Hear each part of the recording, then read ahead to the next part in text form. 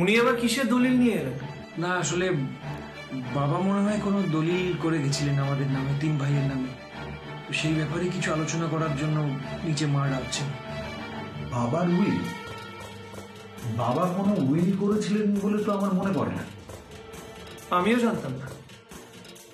দেখ, এই বিষয় তো আমার জানার কথা না। আমি তো এতগুলো বছর পর বাড়ি ফিরলাম।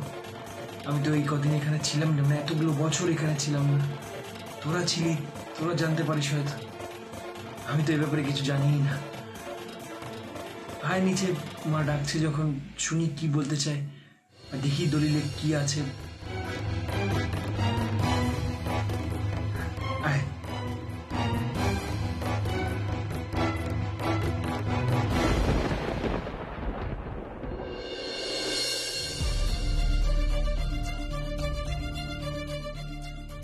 অশোক লোকটা তো অদ্ভুত, কিপটে না ধান্দাবাজ বোঝাই যাচ্ছে না। টাকা দেবে বলে কাজে নিয়ে এলো, এত কাজ করছে, এদিকে এখন 1 পয়সা ঠেকালো না। শুধু বলে যাচ্ছে হবে হবে, সব ভালো হবে। না, আর চুপচাপ থাকলে হবে না। লোকটা ধারে কাছে এলেই টাকা চাইতে হবে এবার। শিবা, এই শিবা, কি রে বাবা, কি করছিস রে তুই? কেন? বাবা, বড়দের প্রশ্ন কর, এরকম প্রশ্ন করতে নেই, এগুলো তো শিখতে হবে। যাকে এখন এসব কথা ছাড়। শোন না, একটু নিচে যা, তোর বাবা ডাকছে তোকে। আমাকে? কেন? তোর দাদু মারা যাওয়ার আগে একটা উইল লিখে গেছিলেন। অবশ্য সেই উইলে কি লেখা আছে সেসব আমরা জানি না। উকিল এসেছে, সে উইল পড়ছে, তাই তোর বাবা তোকে ডেকে পাঠাবে। চল। ওসব শুনে আমি কি করব? আর ওসব তো আপনাদের সম্পত্তি, আপনারা। এ আবার কি কথা? তুই কি এবারের ছেলে না? বুঝেছি, বাবার উপরে এখনো একটু অভিমান করে আছিস, তাই না? ওরকম করতে নেই বাবা। তোর বাবা তো তোকে মেনে নিয়েছে, সেই কারণেই তো তোকে নিচে ডেকে পাঠালো। চল না এবার, চল। আর আমিও ওসব শুনেও বা কিছু বুঝবো নাকি? তোরাই না আমি কিছু পড়াশোনা জানি। আচ্ছা বাবা, না বুঝলি না বুঝবি, বাবার কাছ থেকে পরে বুঝে নিবি। কিন্তু বাবা যখন ডেকেছে, চল বাবা, না হলে কিন্তু কষ্ট পাবে। আর তোর বাবা এটাও বলেছে, তুই তো এই বাড়িরই ছেলে, তাই বাড়ির সকলের সামনে ওই উইলটা পড়া উচিত। নে বাবা চল, আর রাগ করে থাকিস না, চল তাড়াতাড়ি চল। ঠিক আছে, 5 মিনিটে আসছি। উফ, এখন আবার এই বাড়ির সম্পত্তির ভাগ বাটোয়ারা শোনো। আর সেই সব শুনেও যদি কিছু পয়সা টয়সা পেতাম, তা না। আর ওই বুড়ো থোড়াই না আমার ব্যাপারে কিছু জানতো। জানলে নয় একটু কিছু। এই শিবা, তাড়াতাড়ি নিচে এসো, উইল পড়া হবে, কেমন? আপনিও চান আমি ওই উইলের কথাবার্তা শুনি? যা বাবা, তাও যদি ওই নিখিল বাবুর ছেলে হিসাবে কিছু ভাগটা। এই চুপ চুপ, একদম চুপ। তোমাকে কতবার বলছি আমি, এক্সট্রা কথা বলবে না। কেন এত কথা বলো তুমি? যেটা বলছি শোনো। তুমি যদি নিচে যাও আর চুপচাপ বসে উইল পড়াটা শোনো, তোমারই লাভ। এই যে জেঠু, শুনুন, এইসব অর্ডার দেওয়ার আগে না একটা কথা বলুন তো, আমি আমার পয়সাটা কবে পাবো? হ্যাঁ, আর এইসব কাজ করানোর আগে না শিবের হাতে পয়সা দরকার। এটা হলো সাফ কথা। পরিষ্কার কথা শুনবে, সাফ কথা শুনবে। তুমি নিচে যাবে, চুপচাপ বসে পুরো উইল পড়াটা শুনবে। হ্যাঁ, তার মাঝখানে একটা কথা বলবে না, মুখে আঙুল দিয়ে শুনবে একদম, ঠিক আছে? তোমারই লাভ। আমি বললাম, এত টাকা জীবনে চোখে দেখনি, এটুকু বলতে পারি, ঠিক আছে? নাহলে একটা টাকাও কিন্তু পাবে না। চুপচাপ চলে এসো, কেমন? তাড়াতাড়ি ফাস্ট। হ্যাঁ, বেটা শয়তান, আমাকে কিনা বলছে আমি কি বাপের জন্য অত পয়সা দেখিনি? হ্যাঁ, আমার বাপ নেই বলে আমাকে বাপ দেখাচ্ছে।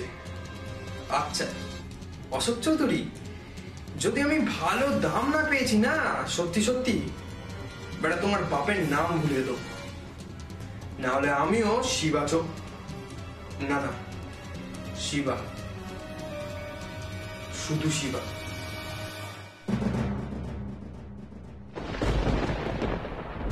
কি ব্যাপার বা? শুনলাম মুখার্জি কাকু এসেছিলেন উইল পড়বেন বলে। কোথায়? ওনাকে দেখছি না তো।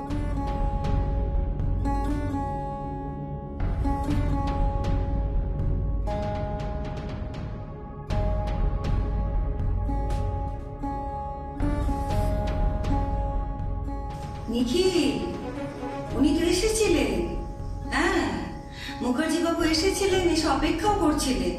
তারপর হঠাৎ ওনার কি একটা কাজ মনে পড়ে গেল। উনি বললেন যে আমার একটু তাড়া আছে, আমি বেরোবো, আমাকে কোর্টে যেতে হবে বলে তড়ি ঘুরে বেরিয়ে গেলেন। বেরোনোর আগে আমাকে বললেন যে ছেলেদের বলবেন যে উইলটা যেন পড়ে রাখে। তোরা বাবু পড়ে টড়ে রাখিস উইলটা, হ্যাঁ, কারণ উনি আবার সন্ধ্যাবেলা আসবেন বলেছেন। ওই কি সব সই টই করাতে হবে, তো ওইসব সই টই করাতে উনি আসবেন। হ্যাঁ,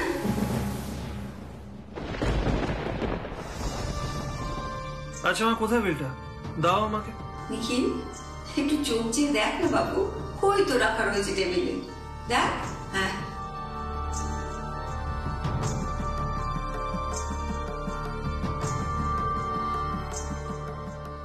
আমি বরং বাজারটা সেরে আসি।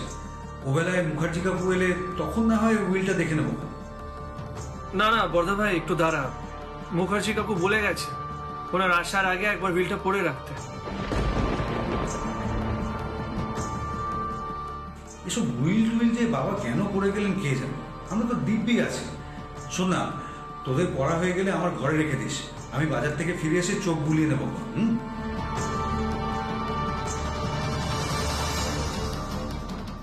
না না বর্ধা ভাই, আমার মনে হয় বাবার উইল আমাদের সবার একবার একসঙ্গে সেটা শোনা দরকার।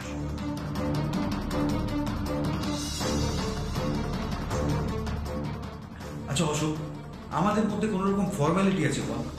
যে কেউ একটা পড়লেই হলো। তাছাড়া বাবা বড়জোর কি করবে? আমাদেরকে সমান সমান ভাবে 3 ভাইকে সম্পত্তি ভাগ করে দেবে। কেন অরুণ, কেন তোর বাবার এই কথা মনে হলো?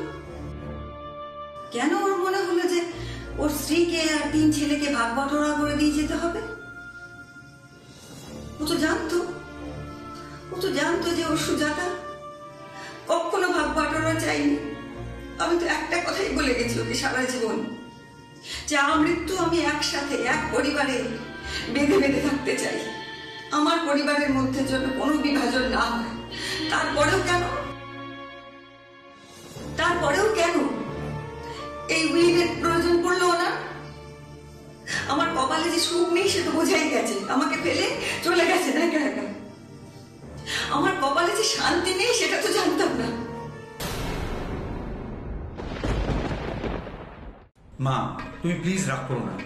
বাবা হয়তো ভবিষ্যতের অশান্তি এড়িয়ে যাওয়ার জন্য এসব করেছে।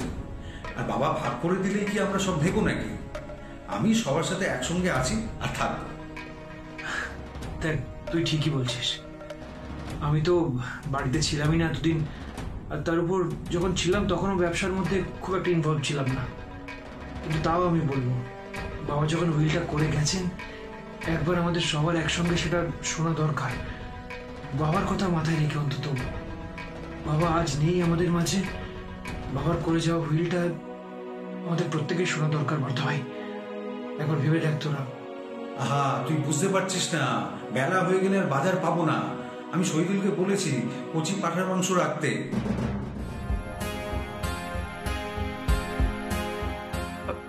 বর্ধা ভাই, তুই যখন বলে রেখেছিস ঠিক আলাদা করে রাখবে। আর তাছাড়া আমারও মনে হয়, মানে উইল যখন মুখার্জি কাকু এনেছেন, আমাদের একবার চোখ বুলিয়ে নেওয়া উচিত। না দেখ, আমার মনে হয় একবার আমাদের উইলটা পড়া উচিত। বিশেষত আমরা সবাই যখন আজকে একসঙ্গে হয়েছি এই জায়গায় উইলটা পড়ার জন্য, আমার মনে হয় উইলটা পড়া উচিত। বাবা আজ আমাদের সঙ্গে নেই, বাবার করে যাওয়া উইলটা আমাদের তো পড়া উচিত। কি বলিস তোরা? দেখ, আমাদের তো জানা উচিত যে বাবা কেন হঠাৎ করে ভাগাভাগি চিন্তা করলেন, মানে এরকম একটা ডিসিশন নিলেন। আমাদের তো সেটা জানা উচিত, তাই না? বেশ, তাহলে নিখিলই পড়ুক। ও বাবার ছোট ছেলে আর সবচেয়ে আদরের।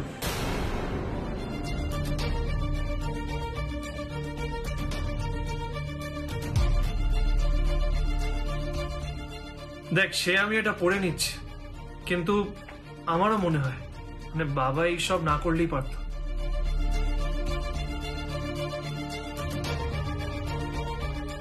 আরে নিখিল, আমারও সেই ঠিক কথা। আমি ঠিক বুঝতেই পারছি না, আমার মাথায় কিচ্ছু ঢুকছে না। আরে নিখিল, তোর বাবা তোর মাকে না বলে এত বড় কাজটা করতে পারলো কি করে? যে মানুষটা একটা সামান্য হাঁচি কাশি হলে পর্যন্ত আমাকে না বলে থাকতে পারতো না, একটা সামান্য জ্বর হলে বলতো সুজাতা আমার জ্বর হয়েছে, আমার হাঁচি হচ্ছে, আমার কাশি হচ্ছে, তিনি এত বড় কথাটা বলবে না? হ্যাঁ, সে এত বড় কথাটা বলবে না আমাকে? হতেই পারে না। আমার বাবু অদ্ভুত ঠেকছে, বিশ্বাস হচ্ছে না সব কথা। আমাকে না বলে উইল বানিয়ে দিল।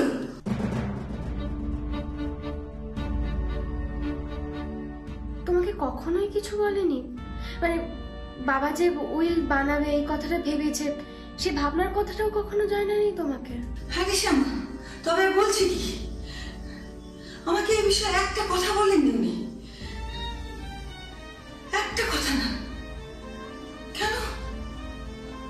উনি জানতেন বোধহয় যে আমাকে বললে আমি বাধা দেব, আমি বলবো যে না, আমার পরিবারে বিভাজন চলবে না, আমি আমি হতে দেবো না, এই ভাগ বাটোয়ারা ছেলেদের মধ্যে হতে দেবো না, ওরা মিলেমিশে থাকবে, একসাথে থাকবে। সেই জন্যই কি আরে নিখিল, তোদের বাবা আমাকে বললেন না, ও না বলে উইলটা করে গেলেন, তাই হবে হয়তো।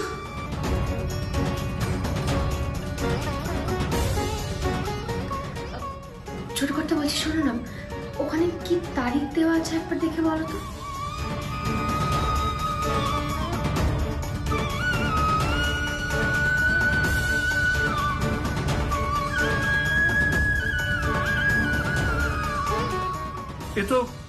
এ তো বাবা যেদিন চলে গেল সেদিনের তারিখ।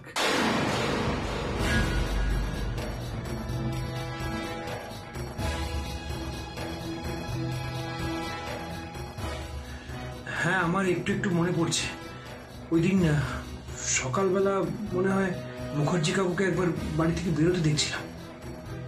মা, তোমার কি কিছু মনে আছে? ওই দিন মুখার্জি কাকু এসেছিলেন, তোদের কিছু মনে আছে? না রে অশোক, সে কি আর মনে আছে আমার? কত লোকই তো রোজ আসতো তোর বাবার সঙ্গে দেখা করতে, তারা সব বাইরের ঘরে বসতো, বিজলি গিয়ে চা জল খাবার দিয়ে আসতো, আর কেউ চেনা খুব পরিচিত হলে বা সেরকম মনে করলে উনি আমাকে ডেকে পাঠাতেন, বলতেন সুজাতা দেখো কে এসেছে, নইলে ওরা কাজের কথা বলে চলে যেত। আমি কি ছাই জানি কে এসেছে কে গেছে? আচ্ছা, বিজলি কি বলবো? বিজলিকে একবার ডেকে পাঠাবো, জিজ্ঞেস করবো? না, তাই বা কেমন করে হয়? বিজলির কি আর মনে থাকবে? এতদিন হয়ে গেল তো। মা দেখো, আমার মনে হয় না বিজলির কিছু মনে থাকবে। আর তারিখ দেখে যা মনে হচ্ছে বাবা ওই দিনই বিলটা বানিয়েছে। আর তুই তো বলছিস যে মুখার্জি কাকুকে তুই দেখেছিস, তাও একবার কনফার্ম করার জন্য বিজলিকে জিজ্ঞেস করলাম। কিন্তু আমি অ্যাকচুয়ালি অন্য একটা কথা ভাবছি।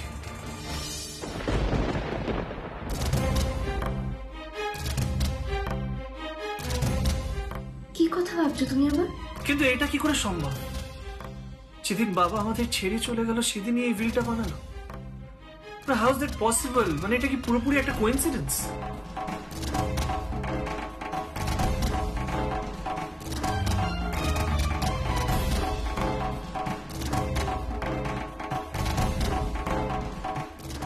কি বলতো নিখিল, পরপারের ডাক যার কাছে আসে সে সব অনুভব করে।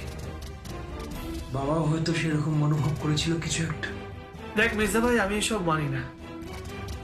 সে যে কারণেই বাবা এই বিলটা বানিয়ে থাকুক, আমার মনে হয় যে বাবা এই বিলটা না বানালেই পারত।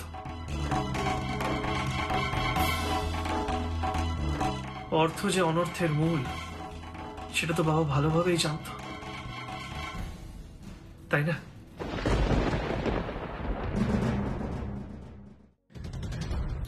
বলছি ছোট কর্তা, যদি উইলটা পড়ার থাকে তাহলে পড়ো না। এই অশান্তি আমার সত্যি বলছি, আমার আর এইসবগুলো ভালো লাগছে না। এতগুলো দিন পরে আমার ছেলেটা বাড়ি ফিরে এসেছে। কোথায় ভাবলাম যে আমরা সবাই মিলে একটু স্বাভাবিক হয়ে থাকবো, ভালোভাবে আনন্দ করব, হইচই করব, তা না। আবার কোথা থেকে এই উইল চলে এলো। সত্যি বলছি, আমার আর এগুলো একদম ভালো লাগছে না। যা বলেছিস শ্যামা, আমাদের কপালে না সুখ নেই, জানিস তো। তোদের বাবা চলে গেলে এত বড় শোকের পাহাড় নিয়ে কি করে বাঁচবো ভাবছি। সেই সময় আমাদের নাতি এলো, আমার ছোট দাদু ভাই এলো, তাকে নিয়ে একটু আদর করে ভালোবেসে কথা বলে থাকবো, তা না, তার মধ্যে একটা উইলের ঝামেলা। বলতো এসব সহ্য হয়? নিখিল, একটা কথা কিছুতেই আমার মাথায় ঢুকছে না। বাবা সবসময় চাইতো আমরা একসঙ্গে থাকি। একবার মনে আছে অনেক দিন আগে সম্পত্তি ভাগাভাগি নিয়ে একটা কথা উঠেছিল, তখন কিন্তু বাবা খুব স্ট্রংলি রিয়াক্ট করেছিল। তো শেষ বয়সে এসে এই সম্পত্তি ভাগাভাগির ব্যাপারটা বাবার মাথায় কে ঢোকালো, মানে উইলের ব্যাপারটা কে মাথায় ঢোকালো, সেটাই তো বুঝতে পারছি না।